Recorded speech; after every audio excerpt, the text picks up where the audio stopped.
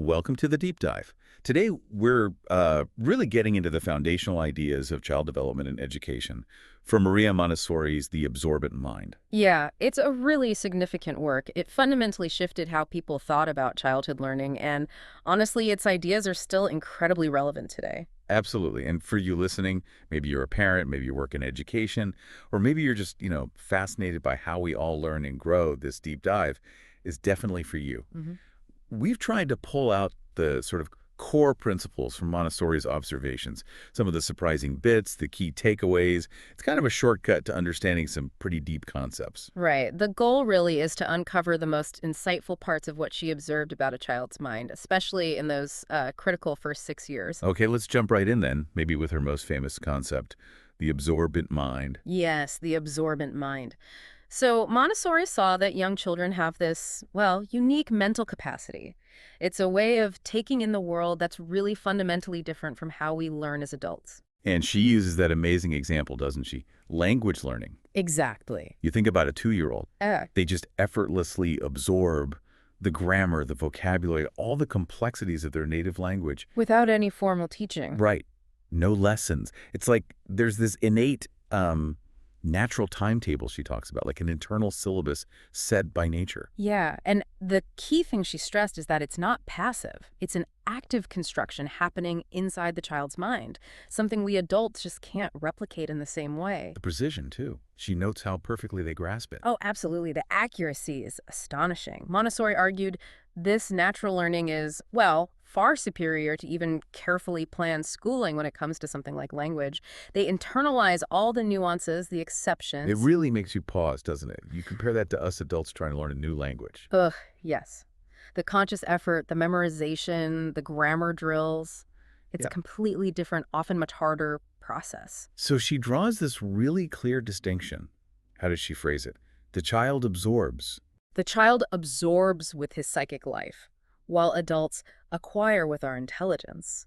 And psychic life there means their whole inner world, mental, emotional, their inherent drive. So for the kid, it's deeper than just thinking. It's like organic. Exactly. It's integrated into their very being. Yeah. She uses that powerful analogy: the child makes their own mental flesh from their environment. Mental flesh. Yeah. Wow. So sounds, sights, social interactions, everything just becomes part of them. Pretty much. Whereas the adult mind takes in impressions but kind of stays separate from them. So it's this privileged form of mind, she called it, something unique to early childhood. Yes, precisely. And it implies we lose something quite profound as we get older, that capacity for effortless, holistic absorption. Makes you wonder about how we set up learning environments, doesn't it? Not just for kids, maybe for adults too. It really does. It challenges a lot of assumptions. Okay, so from that core idea, the absorbent mind, Montessori's vision for education became much, much broader than just academics, right? Oh, absolutely. For her, education wasn't just schooling. It was fundamentally about providing health and protection to life, starting right from birth, even before. Which is a huge shift from traditional systems that often seem so focused on the curriculum, the methods. Right, often in isolation. She pointed out how traditional education can overlook life itself, the real biological, social needs of the child. Yeah, I remember her examples, like a student who's hungry or a child with, say, a hearing impairment. And they get penalized academically because the system isn't set up to address those fundamental needs first. It focuses on the lesson, not the child's reality. And she also talked about how schools can kind of isolate kids from the real world, didn't she? Yes, they learn the rules of the school, the syllabus, but they're often kept apart from actual social problems, from the practicalities of life. It's like preparing for life by, as she put it, staying outside of life. That phrase really sticks with you. And she was particularly critical of how that preschool age, birth to 7, roughly was just ignored by traditional schooling. Completely overlooked despite being such a crucial period. And her view of the child, it's so different, the worker who produces man. Yes. With parents providing the initial means of construction, it's such a foundational role. Yet, she argued, historically, the child's needs, their intrinsic value, were often ignored. Like the working class before social reforms. Exactly that analogy. Just as workers needed better conditions, she believed children need better means of life, physically and psychically. Childhood needed freeing from sort of unnecessary repression. Okay, so the child is this active builder.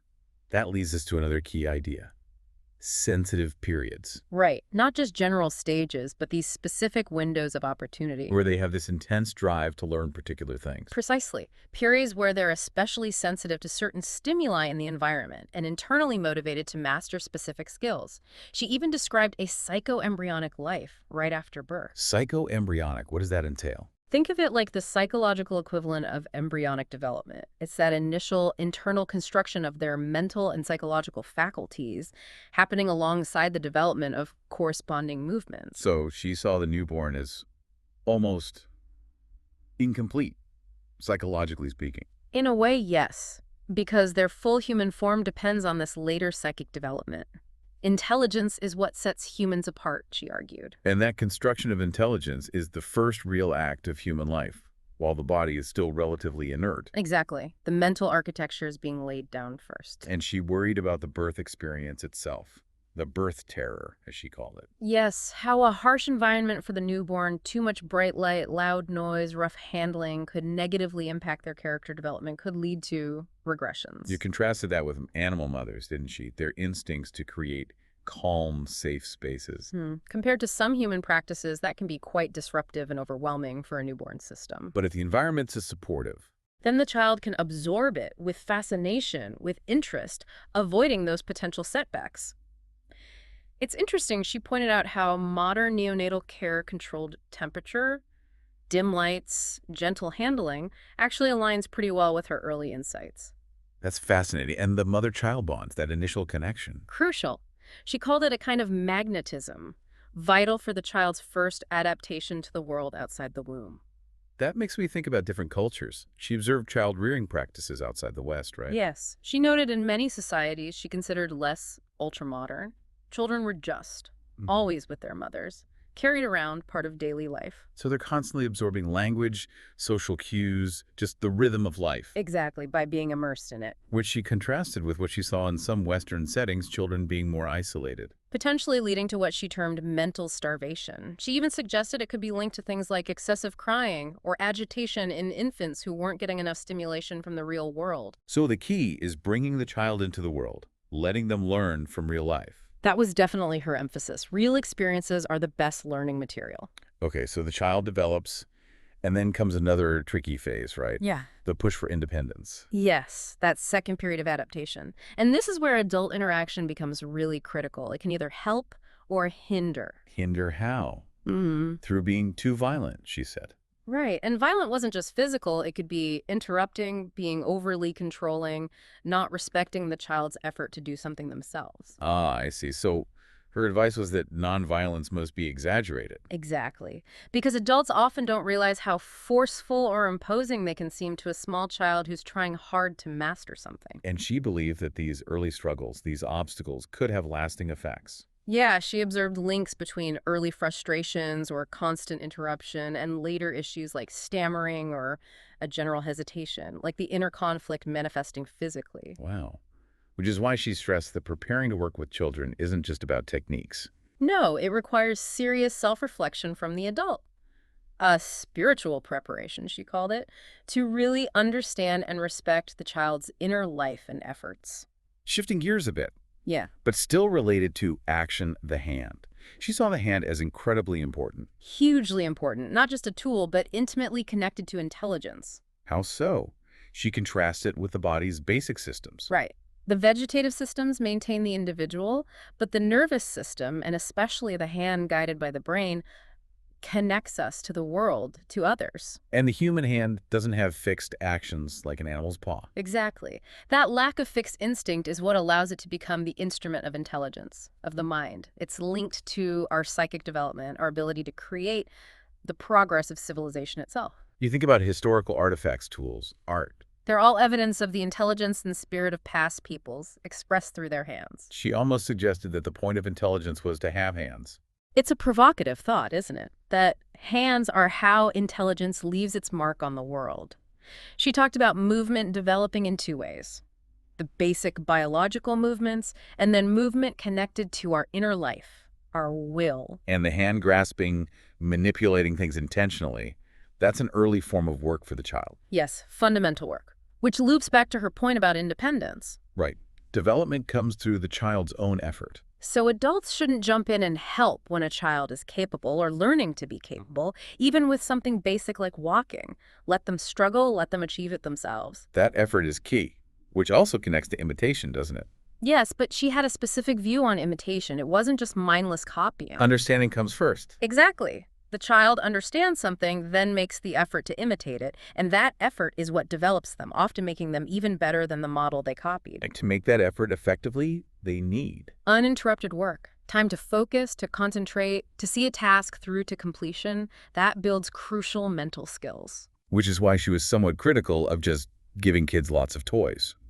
She saw many toys as artificial substitutes for real-world activities. She worried they could lead to distractibility, a lack of sustained attention, maybe even affect personality development if children weren't engaging with real things. So kids need to handle real stuff for their own purposes. That's crucial for normal development, in her view. Very much so. Engaging with the real world purposefully. All these ideas, the absorbent mind, sensitive periods, the need for real work, uninterrupted concentration, they led her to observe something pretty amazing in her schools, right? This phenomenon she called normalization. Yes, normalization. This was a profound discovery for her. She found that children, when they were in a prepared environment, with freedom to choose their activities. They didn't just run wild. Quite the opposite. They spontaneously became concentrated, serene, deeply engaged in purposeful work. That must have been startling to see compared to typical classrooms. Absolutely. And what was striking was the consistency. These normalized children showed incredible focus. They worked with maximum effort, often repeating an activity until they felt satisfied, completed. And this wasn't because of rewards or wanting to please the teacher. No, the drive was internal. It came from a natural developmental aim, not an external one. And she saw this type of work as crucial for building character. A character. How so? Qualities like the ability to make decisions, constancy, perseverance. These aren't things you can just teach directly, she argued. They develop through practice. Through long, gradual exercise in this kind of prepared environment where their efforts are respected by the adults. She contrasted this potential with what she saw as humanity's sort of undeveloped mass of confused minds. Yeah. People needing external rules. Yes, and she envisioned this ideal, this blue circle of individuals who've internalized virtues. They don't need external constraints because they have a strong internal compass. And education's goal should be to help kids move towards that. By removing artificial obstacles and presenting them with meaningful, great things to accomplish, inspiring that inner drive. And this focus on individual concentration didn't mean they were isolated, did it?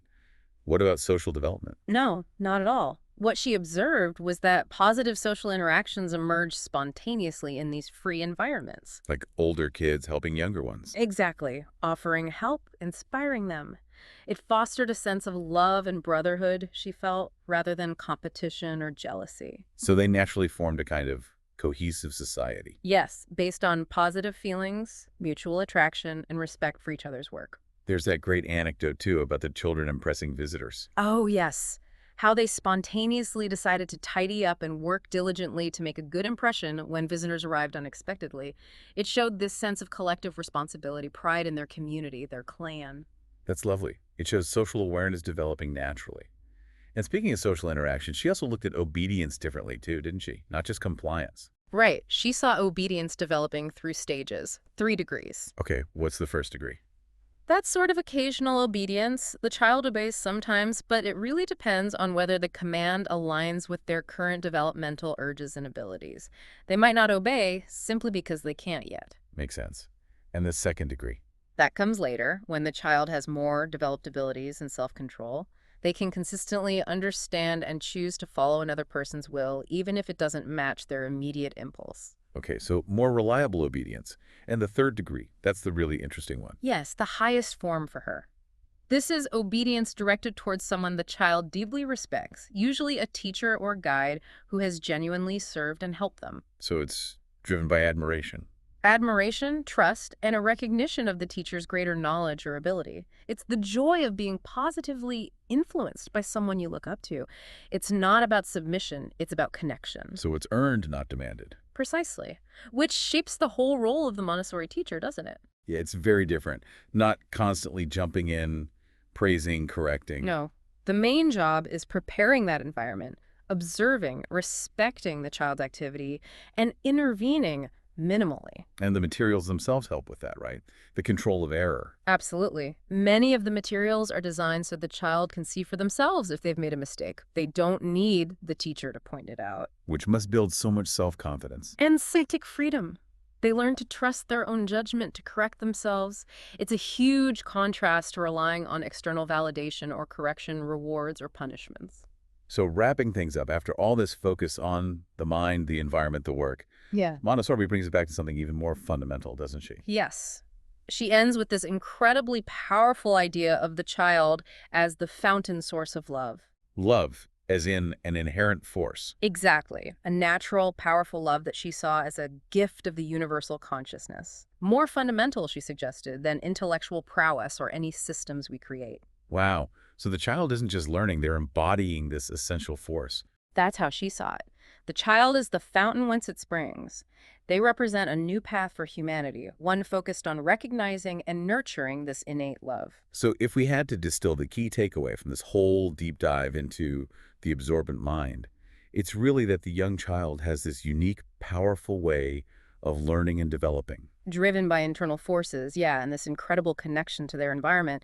And Montessori gives us these profound insights into how we can best support that natural process. And, you know, even if you're not directly involved with kids day to day thinking about these principles, Yeah, it can really shift how you view learning itself, growth, human potential in general. definitely. It challenges you to reconsider things. So maybe the final thought for you listening is this. What if we really leaned into that perspective?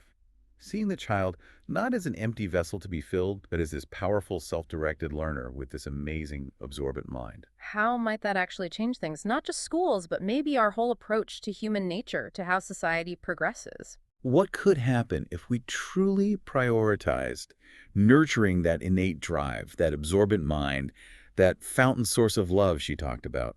Something to think about. And if this discussion has sparked your interest, definitely dive deeper into Montessori's own writings or related research. There's so much more there. Absolutely.